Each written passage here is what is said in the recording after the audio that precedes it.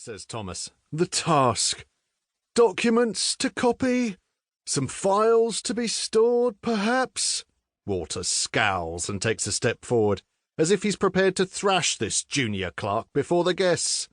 It is the ever-cheerful Mr. Hawke who steps forward to prevent any needless violence. He places himself between the two men, the most senior and among the most junior at the bank. "Let us not think of this task as a duty," he says to Thomas, "but rather as a delight."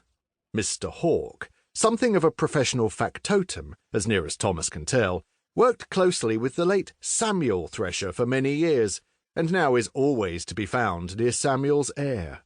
Unnaturally thin, not at all tall, and clean-shaven other than his bushy side whiskers, Mr. Hawke's quick, bird-like motions give him what Thomas considers to be a look of low cunning. Hawke's eyes are too blue to be masculine, and unusually narrow, hardly more than slits, really. His nose is a blade, his chin so pointy that Thomas cannot fathom why the man does not choose to hide it with a beard, fashionable or otherwise. His face appears both strangely young in firmness, yet immensely old in the toughness of wrinkles around his eyes. Now he leans forward slightly, like a sailor atop the main mast hoping to sight land, and gazes across the ballroom. When he spies his target, he grins like a simpleton, or perhaps like a panderer. "Ah, there she is. Not an obligation, but a prize." The woman in question stands silent and stern-faced next to her homunculus of a father. Walter Thresher has decided that Thomas must marry her, that the future of the bank and his responsibilities to that institution require he do so.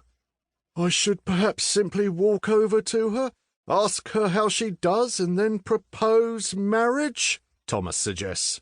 "Don't be a dolt," Walter snaps. "You needn't propose this evening. Converse with her. Attempt to be agreeable. I know you have little enough experience with women who require no payment for their services, but you could damn well make an effort."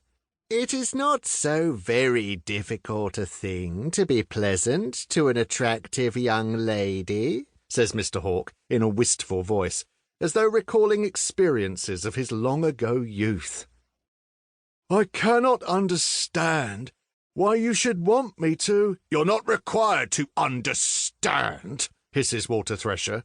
"You are required to obey." "One step at a time, young sir," adds Mr. Hawke, in a tone that suggests he's speaking to a small child.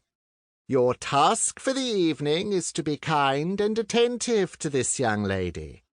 I must imagine there are less pleasant ways to pass a few hours." Thomas does not want to marry for the good of the bank, but he supposes it may not matter. He may be dead, or something near enough to dead, long before he is made to raise the subject of marriage to a woman who can surely have as little interest in him as he has in her. "You will do as I say," Walter Thresher tells Thomas. "You signed a contract when you came to work for the bank. You owe Threshers your allegiance." Thomas is slightly surprised to hear Walter reference the rumours of the curiously binding nature of contracts. In the age of the Peculiarities, many believe only a fool breaks a binding agreement. Walter, however, is a staunch Tory, and so maintains that the Peculiarities are nothing more than imaginative nonsense cooked up by disreputable newspapers. Yes, the fogs in London have become more common and thicker, and, admittedly, more violent, but that is merely weather, and weather is subject to change. As for the rest, the odd occurrences and beings and transformations, and, of course, the punishments meted out to those who break their promises, all a lot of rubbish. That is what Walter would say.